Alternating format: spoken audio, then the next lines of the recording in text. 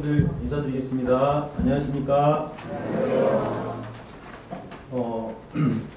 지난번 요나서에 이어서 어떤 책을 가지고 성도님들과 이렇게 교제할까 하다가 이번에는 이 아모스서라는 이 책을 가지고 주님께서 주시는 이 교훈을 함께 나누기를 원합니다. 다 함께 아모스서 1장 1절과 2절 말씀만 일단 한번 보도록 하겠습니다. 아모스 성경은 지난번 요나서 앞에 있습니다.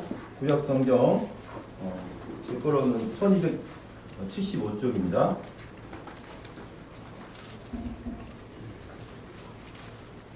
요엘, 아모스, 오바댜, 요나 이 순으로 되어 있습니다. 아모스서 1장 1절 2절을 제가 읽어드리겠습니다. 유다 왕 우시아의 시대 곧 이스라엘 왕 요아스의 아들 여로보암의 시대에 지진 전 2년에 드부와 목자 중 아모스가 이스라엘에 대하여 이상으로 받은 말씀이라. 그가 이르되 여호와께서 시온에서부터 부르짖으시며 예루살렘에서부터 소리를 내시리니 목자의 초장이 마르고 갈멜산 꼭대기가 마르리로다. 지난번에 살펴봤던 이 요나서의 말씀은 교회를 다니지 않아도 그 스토리를 알고 있는 이런 사람들이 많을 정도로 굉장히 유명한 그러한 내용이 담겨 있습니다. 이에 반해서 이 아모스서는 교회를 오랫동안 다녔을지라도 잘 이렇게 다뤄지지 않는 그리고 교제되지 않는 이런 책이 바로 이 아모스서인 것을 볼 수가 있는데, 자, 이번에 이 아모스를 준비하면서 왜 교제가 많이 되지 않을까 생각을 해보니까 두 가지 정도 이유가 있었습니다. 첫 번째는 일단 아모스를 읽어보면은 긍정적이고 희망과 소망에 관한 이런 메시지가 아니라 하나님의 이 심판에 대한 북이스라엘의 이런 어두운 부분들을 고발하고 하나님께서 정죄하신 이런 메시지가 거의 대부분입니다. 사람들은 나에게 듣기 좋은 말을 듣고 싶고 또 성경 말씀을 읽다가도 위로되는 이러한 메시지를 듣고 싶은 것이 사실입니다. 그런데 이 요나서의 이 아모스서의 말씀이 너 그렇게 하다가 심판받는다. 너 지금 잘못 살고 있다. 이러한 메시지가 대부분이다 보니까 잘 교제가 되지 않는 것 같습니다. 또 두 번째는 내용을 보면 지금의 이러한 현대의 어떤 그런 단어보다는 과거의 이스라엘의 역사에 대한 내용이 많이 다뤄져 있고 또 환상이 또 이렇게 나와요. 그래서 그런 부분들을 볼 때 성도님들이 대하기가 어려운 책이지 않는가.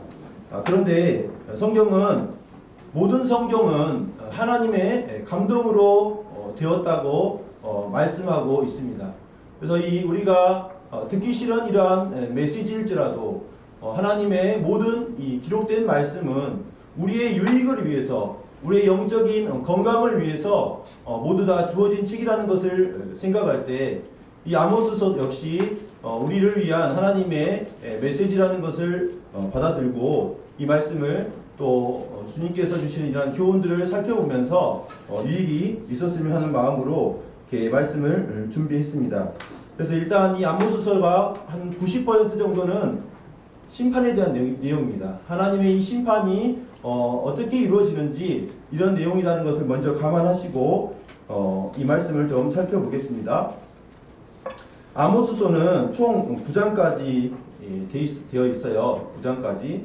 그래서 오늘은 첫 번째 시간이기 때문에 먼저 아모스서에 기록된 이 시대, 당시의 어떤 사회였고 그 배경이 어떻게 되는지에 대해서 좀 이렇게 다루도록 하겠습니다. 그리고 두 번째로 이 선지자 아모스라는 사람에 대한 이 기록들이 이 아모스에 나오는데 아모스는 도대체 어떤 사람이냐 이런 부분을 좀 잠깐 나누고요.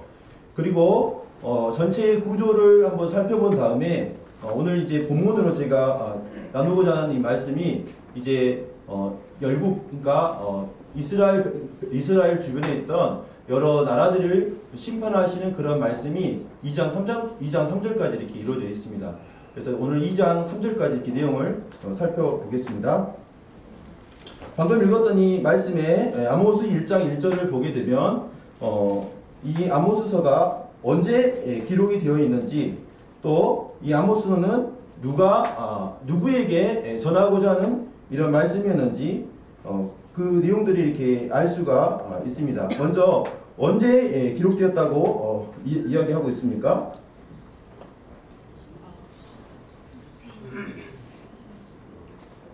선지서를 보면은 이렇게 좀 복잡하게 되어 있는 것을 볼 수가 있어요. 유다 왕 우시아의 시대에, 그러면서 또 곧 이스라엘 왕 요아스의 아들 여로보암의 시대라고 기록이 되어 있습니다. 이 시대는 어떤 시대였냐면 이스라엘은 다윗 왕을 거쳐서 이 솔로몬이라는 이러한 단일 국가였습니다. 그렇지만 솔로몬이 하나님 앞에 우상을 숭배하는 이러한 일로 인해서 이 이스라엘은 두 개의 분열 나라로 분열이 되었습니다. 굉장히 번성했던 이 솔로몬 시대였는데 이 솔로몬의 그 영광이 드러났던 이 시대에서 약 200년이 지난 그럼에도 불구하고 계속해서 이 북이스라엘은 쇠퇴하는 이러한 모습들을 하나님의 징계로 인하여 당하는 것을 볼 수가 있는데, 200년 만에 최대의 번영기를 겪는 이러한 시기가 바로 오늘 살펴보는 이 아모스가 기록되었던 시대였습니다. 여기 성경에 보면 여로보암이 두 번 이렇게 나오는데 여로보암 1세가 있고 여로보암 2세가 있습니다. 느보의 아들 여로보암이 나오고, 여기 나오는 요아스의 아들 여로보암이 이렇게 나오는데 오늘 성경에서 살펴보는 이 여로보암을 표현하기 쉽게 하기 위해서 여로보암 2세라고 이렇게 표현을 많이 합니다. 그리고 이 북이스라엘에 19명의 왕이 있었는데 그 중에서 13번째 왕이 이 여로보암 왕이었습니다. 통치한 이 기간을 한번 보게 되면 남유다나 북이스라엘이나 굉장히 긴 시간 동안 40년이 넘는 시간 동안 통치했다는 것을 알 수가 있습니다. 북이스라엘의 여로보암 2세는 41년이라는 시간 동안 통치했고 우시아 왕은 52년이라는 굉장히 긴 세월 동안 이 이스라엘의 나라를 통치를 할 수 있었습니다.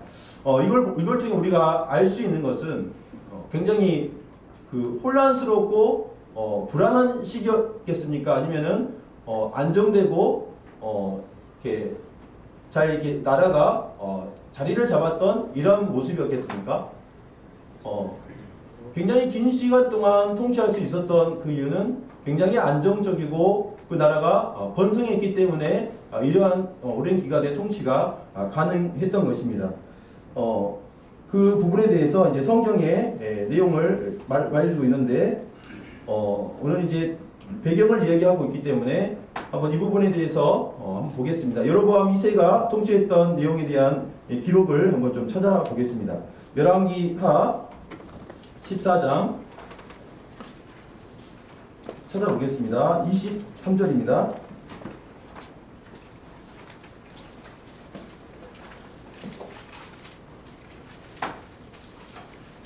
제가 좀 빠르게 읽고 간단하게 설명을 해드리도록 하겠습니다. 열왕기하 14장 23절부터 28절까지의 말씀의 내용을 읽겠습니다.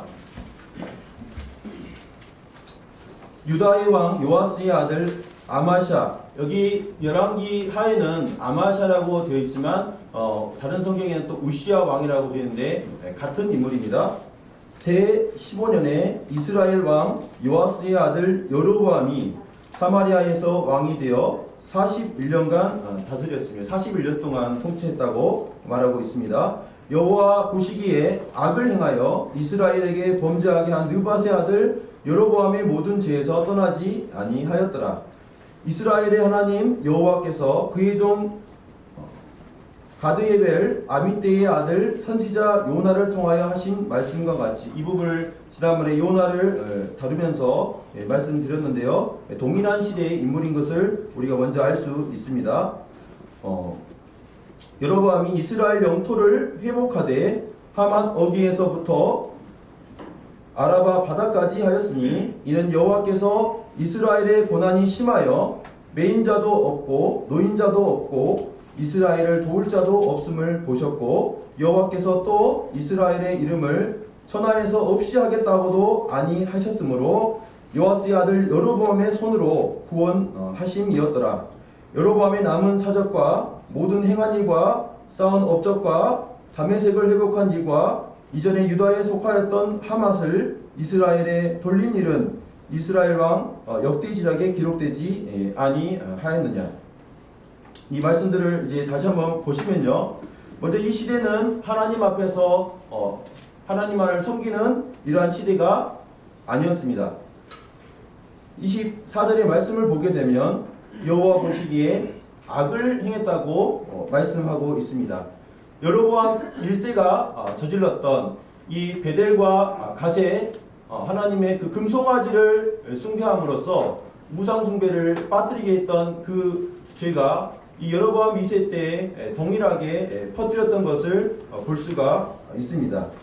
그럼에도 불구하고 하나님께서는 그들이 계속해서 우상을 섬길 때 그들이 정말 하나님 앞에 바르게 서지 못했을 때 여러가지 징계의 손을 내미셔서 고난을 당하게 하시는데 너무나 이 고난이 심한 이런 나머지 하나님께서 긍휼을 베푸십니다. 그래서 그들이 비록 하나님을 제대로 섬기지 않았지만 이제 27절의 말씀을 보시면 요아스의 아들 여로보암의 손으로 구원하셨다고 이렇게 말씀하고 있습니다. 실제로 이때 당시에 영토가 이렇게 제가 이제 자료를 찾아보니까 이 정도의 자료면 괜찮을 것 같다는 생각이 드는데 영토가 어디서부터 어디까지 되었냐면 25절에 보면 여로보암이 이스라엘 영토를 회복하되 하맛 어귀에서부터 아라바 바다까지 했다고 되어 있습니다. 먼저 이 하맛 어귀는 제가 이제 하맛이라고 빨간색으로 글씨가 이제 적혀 있는 걸 우리가 볼 수 있는데 이 하맛으로 들어가는 이 어귀까지 영토 북쪽의 끝단까지 영토를 이렇게 회복하는 이러한 일이 있었고 그 다음에 또 아라바 바다가 나오는데 아라바 바다는 신명기 3장 17절에 보면은 이 갈릴리 호수에서 사해바다까지 이렇게 요단강 같이 이렇게 물줄기가 이렇게 쭉 흘러 내려가는데 그 물줄기에 계곡이 있습니다. 그 계곡의 이름이 아라바였습니다. 그리고 이 아라바의 바다라고 한다면은 이 바로 여메라고 성경은 말하고 있는데 우리가 잘 아는 이 사해바다를 말하고 있는 것입니다. 그래서 이 북이스라엘은 북쪽 끝단에서 남쪽 끝단까지 모든 영토를 이제 솔로몬의 그 번영했던 시기에 그 번영을 그대로 회복하는 이러한 영광을 누리고 있었던 것입니다.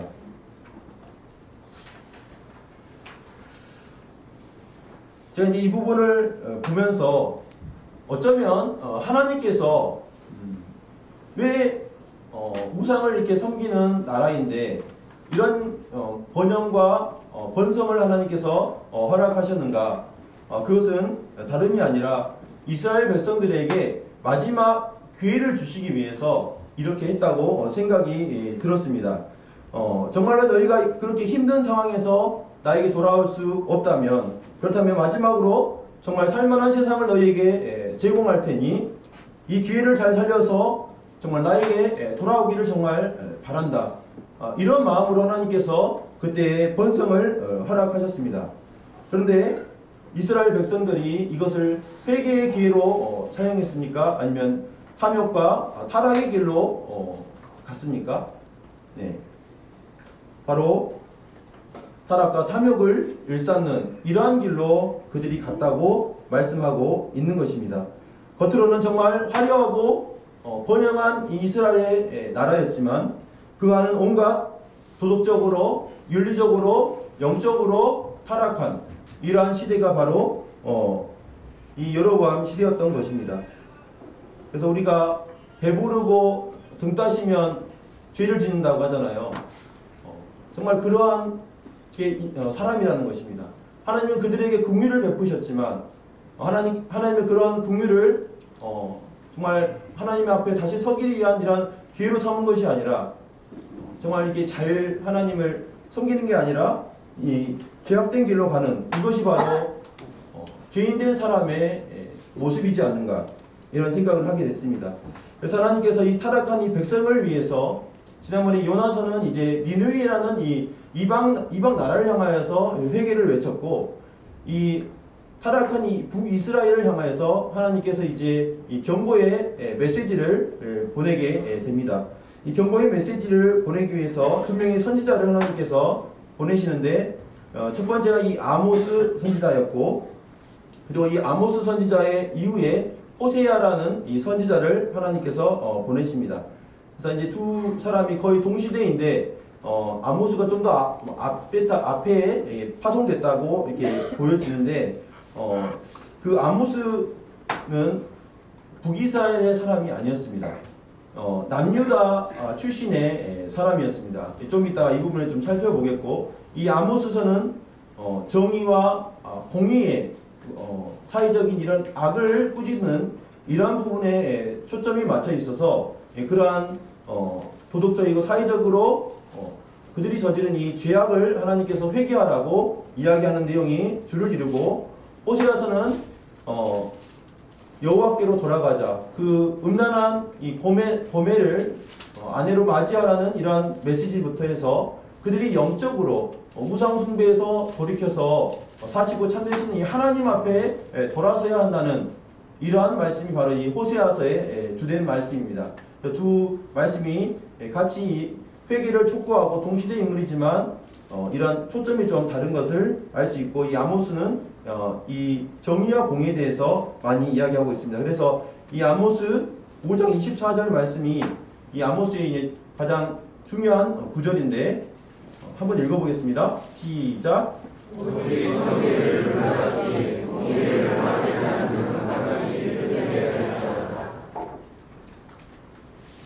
많이 떨리네요. 제가 예.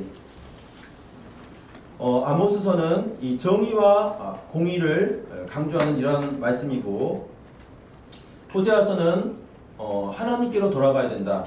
이 우상에서 돌이켜야 한다는 이 영적인 부분에 많은 초점이 맞춰 있다는 것을 말씀을 드렸습니다. 그래서 이 시대가 이러한 시대라는 것을 말씀을 드렸고 이러한 선지자들의 외침에도 불구하고 북이스라엘은 이제 이 메시지가 전파되고 나서 약 40년이 지난 이후에 아시리아라는 제국에 의해서 끝내 돌이키지 못하고 멸망을 당하는 이러한 운명을 처하게 됩니다. 그리고 또 1절의 말씀을 다시 한번 보시면요. 아모스서 1장 1절의 말씀을 보시면 그 시대에 대해서 한 가지 더 단어가 나오는데 지진 전 2년에라고 되어 있습니다. 지진이 등장하고 있는 것을 볼 수가 있습니다. 그가 이 하나님의 말씀을 받은 시기가 이 지진 2년 전이라고 말하고 있는데 이 지진은 아주 소규모의 이런 지역적인 지진이 아니었던 것을 볼 수가 있는데 실제로 이 지진이 200년이 지난 이후에 스가랴서가 기록이 되어 있는데 이 지진이 어느 정도 지진이었길래 이 스가랴서에 이렇게 기록되어 있습니다. 너희가 그 산 골짜기로 도망하되 유다왕 우시아 때 방금 아모스서를 읽었던 그 시대를 말하는 것입니다. 그때에 이 지진을 피하여 도망했던 것처럼 너희가 도망가야 한다고 말을 하고 있습니다. 그러니까 엄청난 이 이스라엘 전역에 끼쳤던 이러한 지진이 아니었으면 이런 말씀을 이렇게 기록하지 않았겠죠. 그래서 이 지진에 대해서 이제 볼 수가 있는데 이 아모스 선지자가 경고를 하는 이 메시지가 있고 나서 2년 후에 엄청난 이 이스라엘 전역에 대지진이 발생했던 것입니다. 그래서 이게 지질학적으로 고고학적으로 이렇게 조사를 연구가 되었는데 그것은 BC 760년이라고 수치가 이렇게 통계가 나와 있습니다.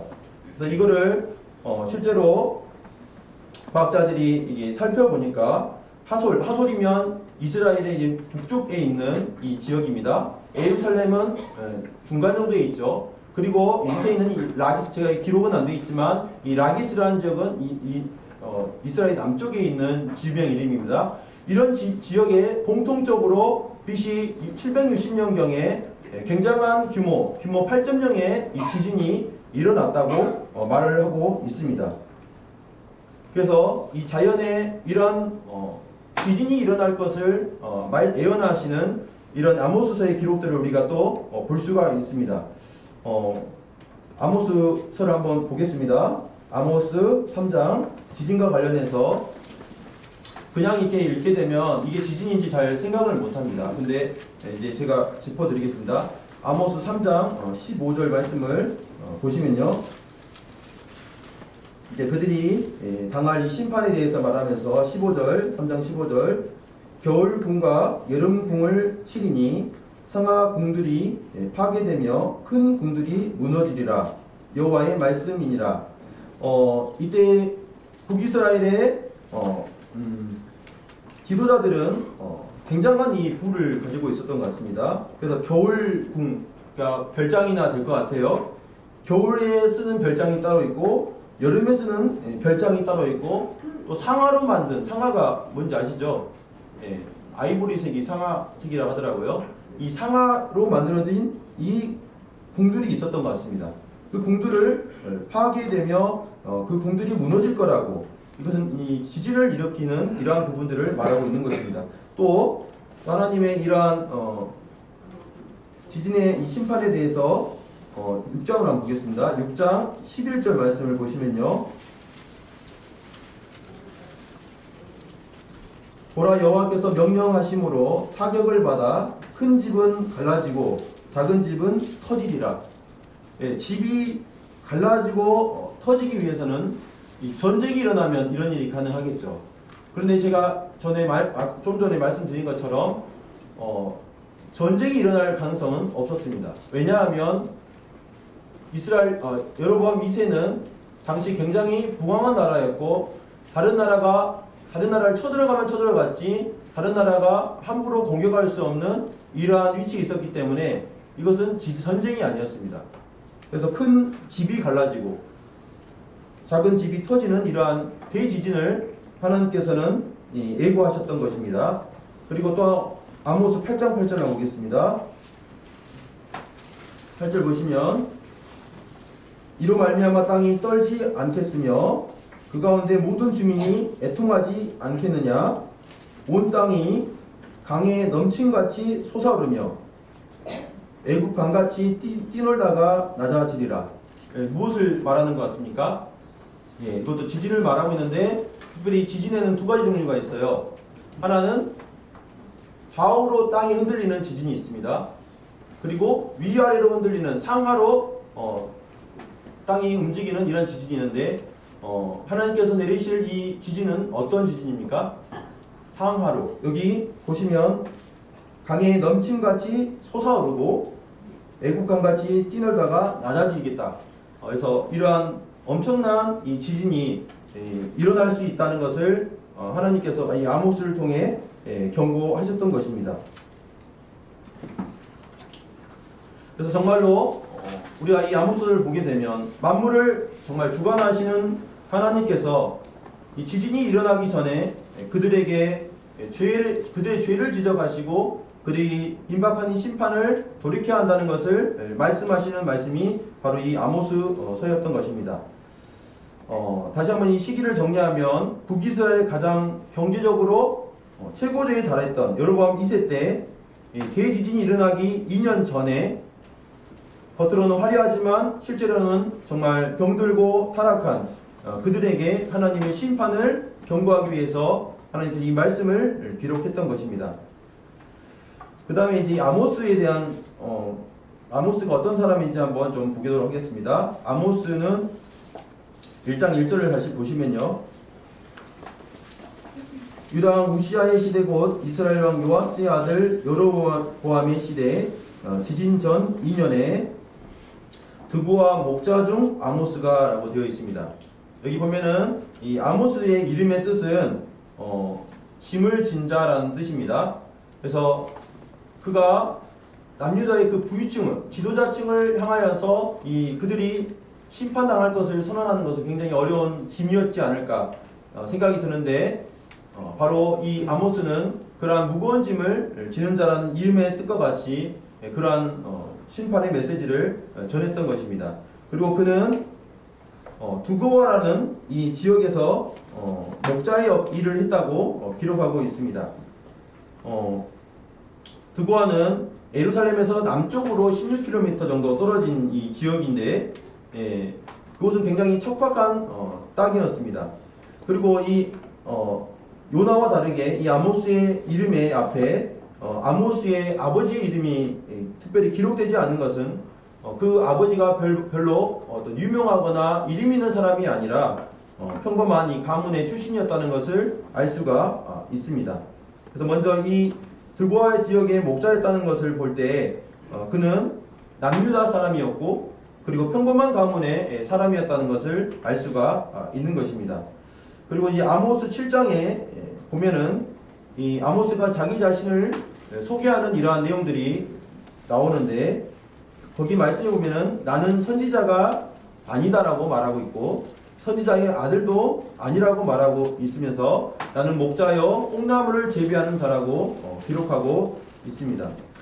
그래서 그는 이 목자로서 양떼를 치는 일을 했고 이 아모스에 대해서 이제 여러 가지 견해가 있는데 그가 부유층인지 가난한 층인지 잘 알지는 못하겠지만 두 가지의 일을 했던 것으로 보입니다.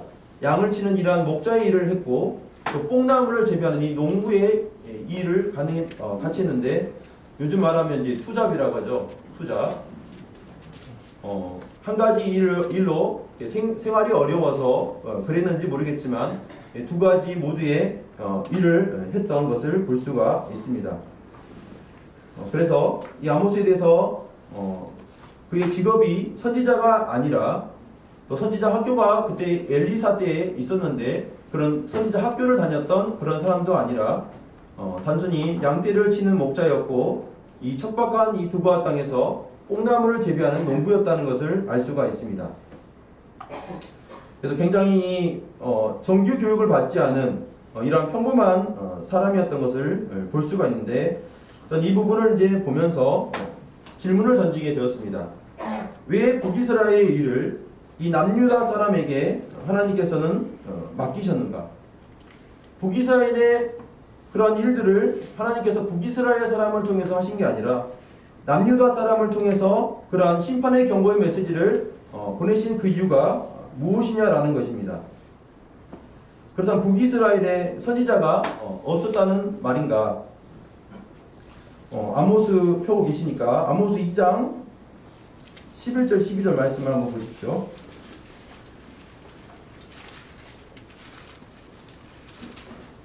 2장 11절 12절을 보시면 하나님께서 이렇게 말씀하십니다. 이스라엘 사람들에게 또 너희 아들 중에서 선지자를 너희 청년 중에서 나시린을 일으켰나니 이스라엘 자손들아 과연 그렇지 아니하냐. 하나님께서 이 북이스라엘 사람들 가운데 선지자와 나시린을 일으켰다고 지금 말씀하고 있습니다. 근데 12절 보시면요. 그러나 너희가 나실 사람으로 포도주를 마시게 하며 하나님 앞에 소원하고 거룩하게 살기로 작정한 이 나실 사람이 포도주를 마시게 해버리고 또 선지자에게 명령하여 예언하지 말라 이렇게 했다는 것입니다. 그래서 당시 이 북이스라엘의 이 영적인 현실이 정말 이 부유하고 타락한 이 지도층이 정말 하나님의 그 가감없는 이 메시지를 전하는데 그들의 입을 막아버리는 이런 일을 했던 것을 볼 수가 있는 것입니다. 그리고 또 한 가지 그 하나님의 말씀을 잘 기억할 수 있는 남유다의 그런 선지자의 아들이나 선지자 학교를 다녔던 이런 사람들이 아니라 그와 전혀 관련이 없는 평범한 시골 출신인 이 아모스를 왜 하나님께서 선택하셨느냐라는 것입니다. 그것은 이름 없는 이 아모스였기 때문에 평범한 사람이었기 때문에 하나님의 이 말씀을 가감하지 않고 그대로 전달할 수 있었다는 것입니다. 예수님 당시에 누가 예수님을 이렇게 죽게 했습니까? 바로 성경을 정말 잘 안다고 하는 이 바리새인들이 그들이 가진 이 메시아상을 생각을 가지고 이 예수 그리스도를 죽게 하는 이러한 일을 저질렀습니다. 그리고 예수님께서 이 땅에 오셨을 때 예수님을 가장 먼저 찾아갔던 사람은 바로 누구였습니까? 예, 양들을 찾던 이 목자들이 예수님의 탄생을 알고 찾아갔습니다. 그와 같이 만약 하나님께서 그러한 이름 없는 평범한 시골 사람을 택하신 이유는 이 세상의 압력 또 기득권층에 있었던 이런 사람들과 타협하지 않고 가감없이 그 메시지를 온전히 전할 수 있는 이 사람이 바로 이 평범한 시골의 목자였던 이 아모스였다고 하는 것입니다.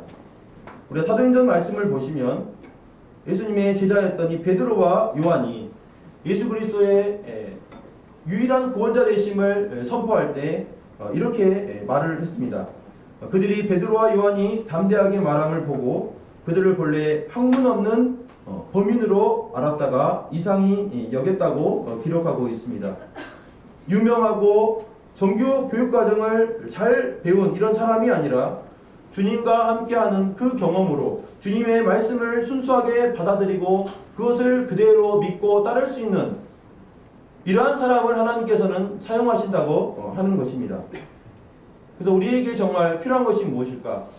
하나님께서 주시는 이런 말씀에 대해서 우리의 생각을 더하거나 빼는 것이 아니라 그 하나님 말씀을 순수하게 받아들이고 따르는 이러한 사람을 하나님께서 귀하게 사용하신다는 것을 우리가 볼 수가 있는 것입니다. 2절 말씀을 좀 보겠습니다. 아모스 1장 2절입니다. 이제 2절 말씀은 이 아모스 전체의 내용의 메시지가 어떠한 내용인지를 좀 담고 있습니다. 그가 이르되 여호와께서 시온에서부터 부르짖으시며 에루살렘에서부터 소리를 내시리니 목자의 초장이 마르고 갈멜산 꼭대기가 마르리로다.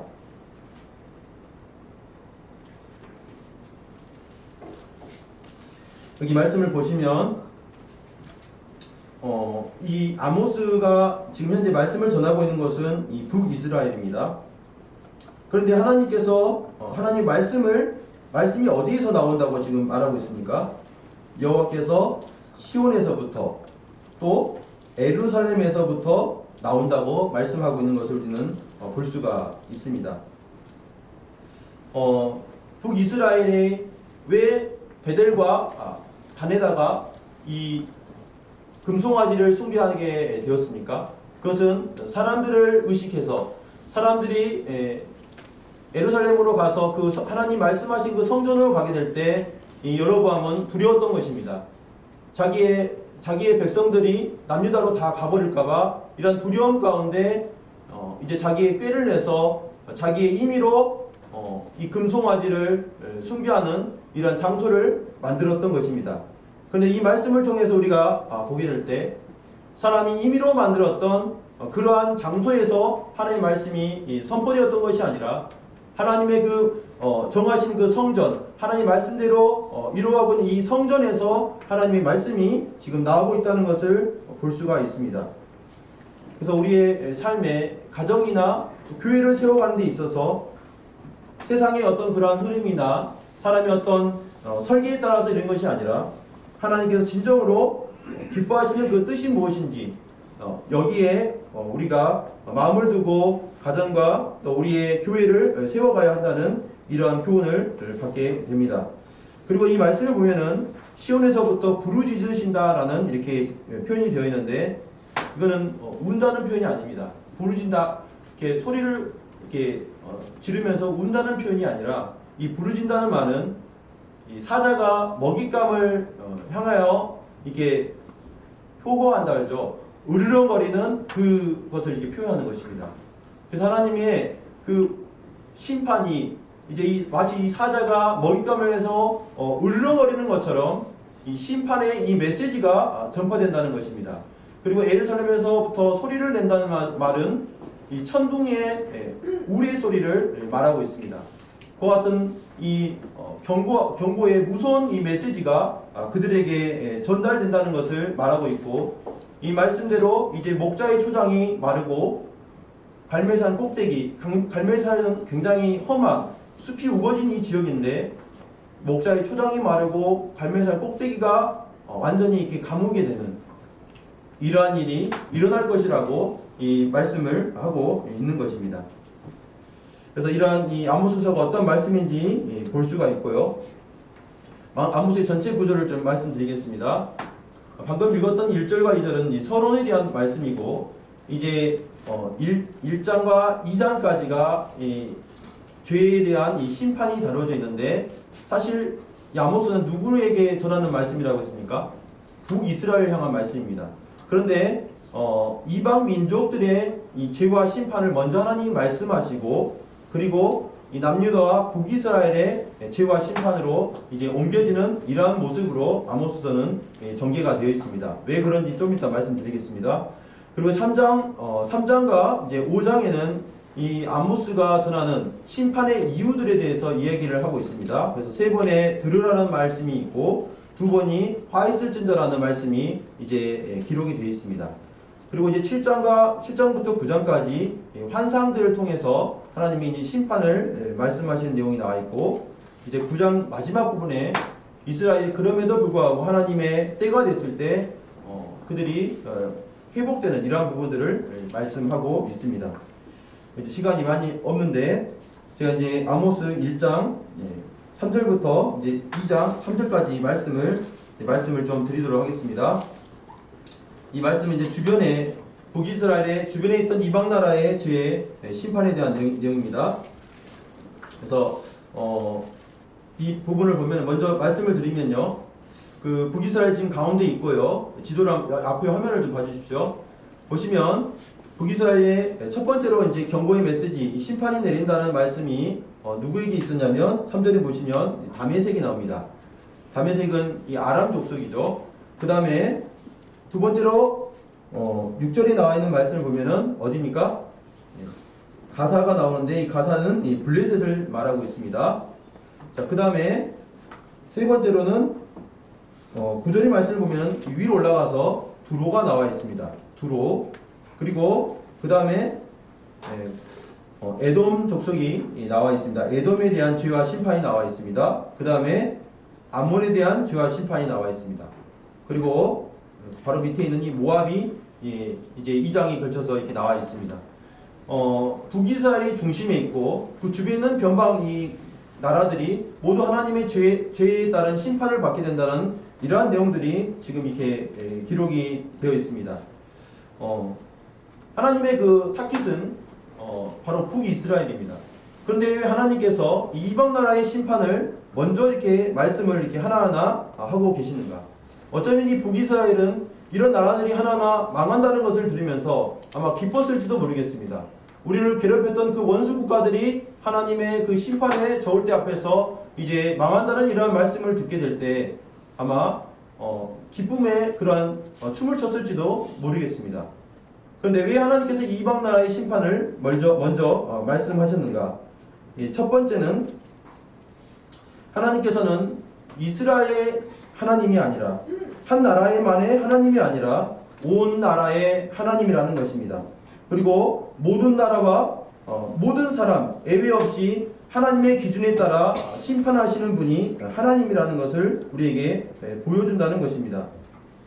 우리는 때때로 하나님은 이 교회 안에 성도들의 하나님이라고 생각을 합니다.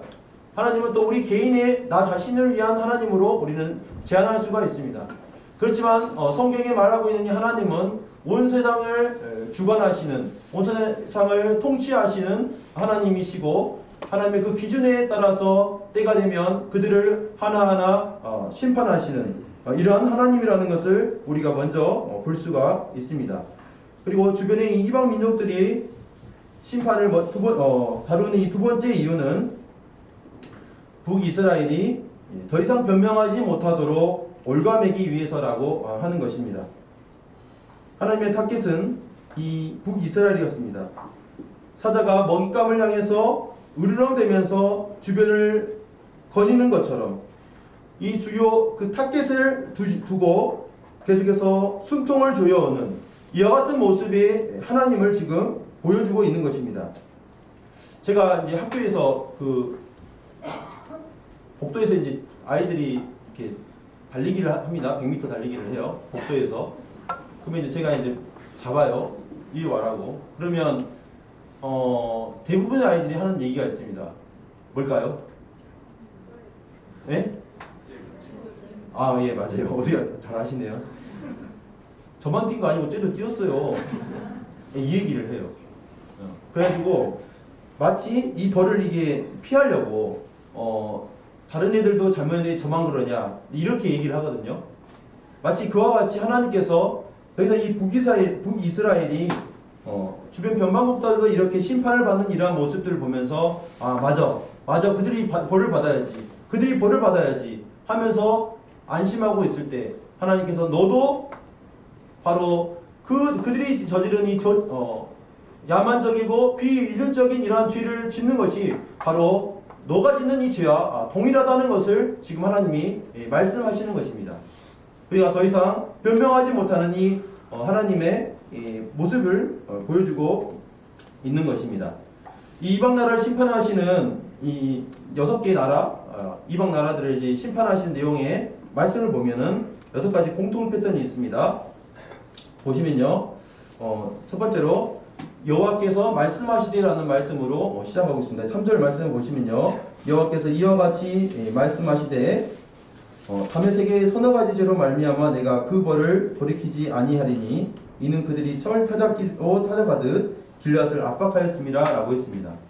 이제 이 패턴이 거의 비슷하게 나가고 있습니다. 이 6나라를 북이스라엘까지 다 그렇게 되어 있습니다.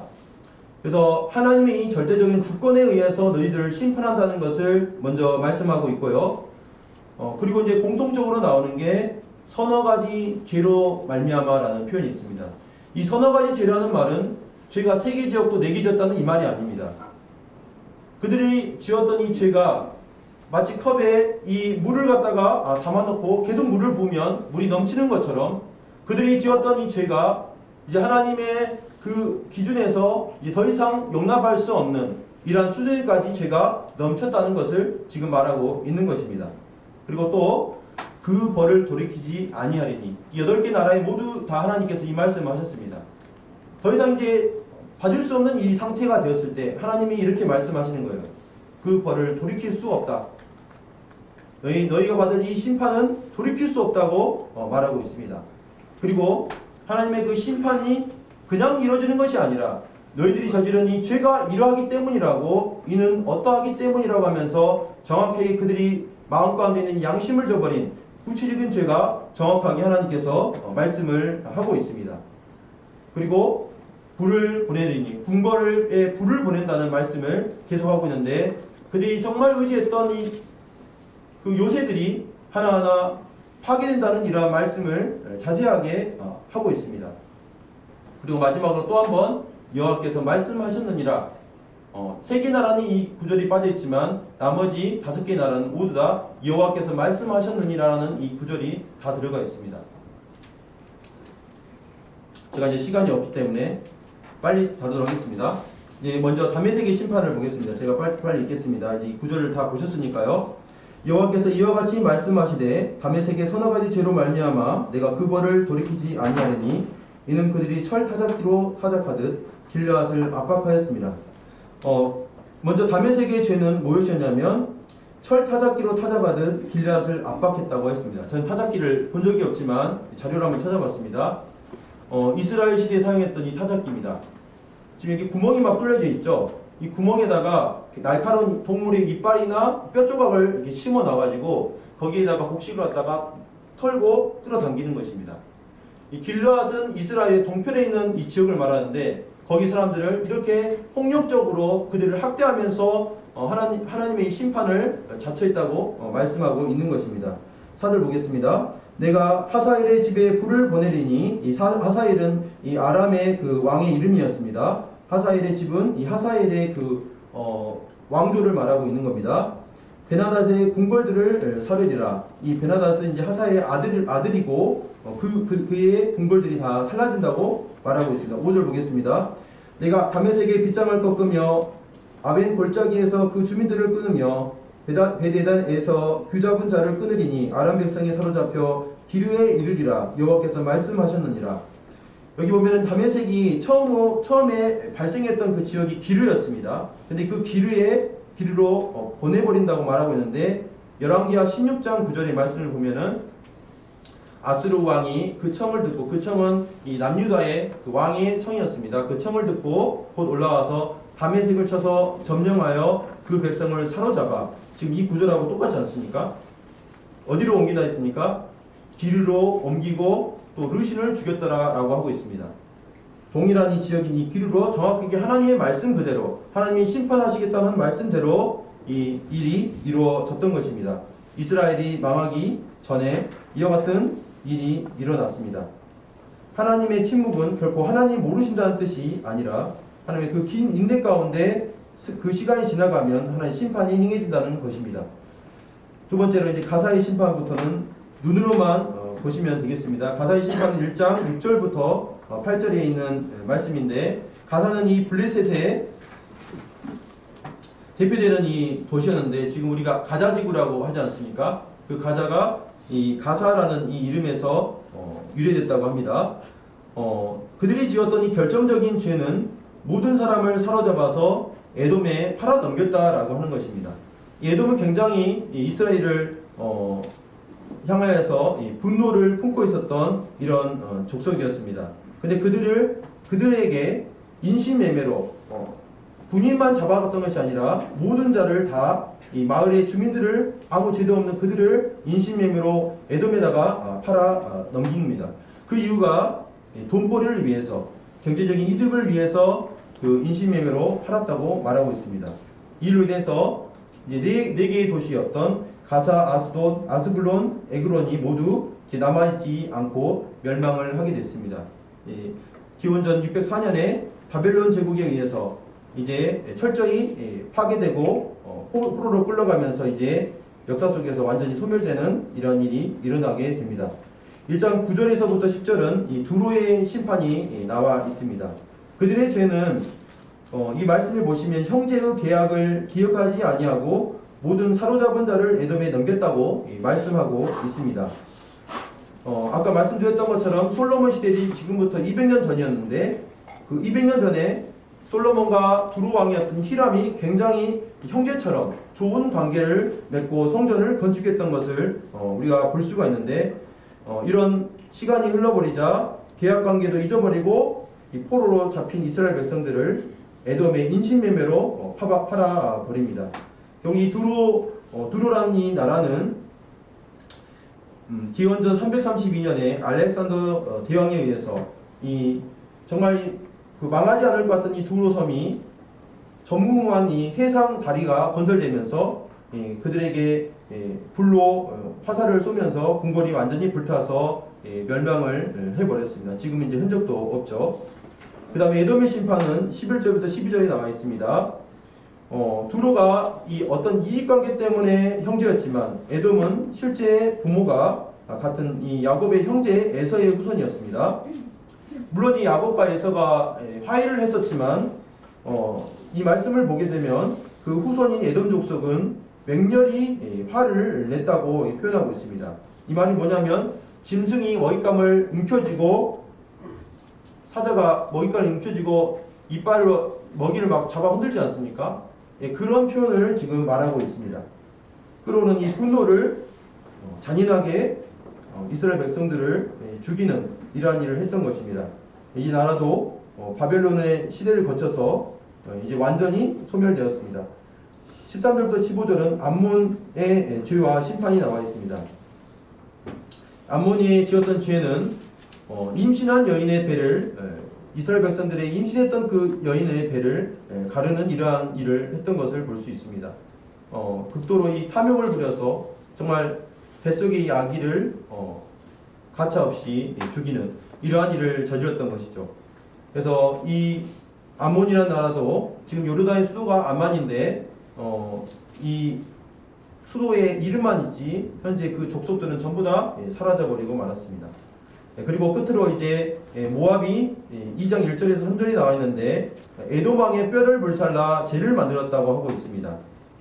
이미 죽은 이 에돔의 왕의 시체를 꺼내가지고 다시 불태워서 제로 만드는 것입니다. 우리나라에 이런 벌이 있었죠. 부관 참시라고 이런 벌이 있었는데 죽은 왕의 시체를 재로 만들어서 무엇을 했을까요? 이 건축하는 그 벽에다가 그 재를 섞어가지고 벽을 만드는 것이었습니다. 정말 이제 사람으로서 생각할 수 없는 그러한 죄를 저질렀던 거예요. 그래서 하나님께서 동일하게 모압도 심판하시는 이런 내용으로 되어 있습니다. 그래서 이제 제가 6개 나라, 이방 나라의 죄와 심판에서 얘기를 했습니다. 말씀을 정리하겠습니다.